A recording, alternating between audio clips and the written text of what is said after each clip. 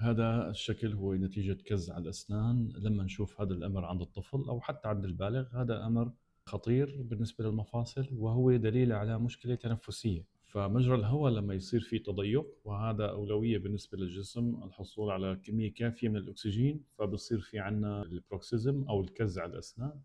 وهذا الشيء اللي بيعمل لي سحل، أو هذا الفلاتنينج اللي بيصير بالأسنان، وهذا شيء غير طبيعي. بيخفف البعد العمودي، بصير في عندي سكوير فيس، وبيسبب ضرر بالمفاصل نتيجة الضغط المستمر. شوفوا هذا الديجنريشن اللي صاير، التآكل اللي صايرة بالكوندايل. الوضع الطبيعي انه يكون في حواف محددة واضحة ومدورة.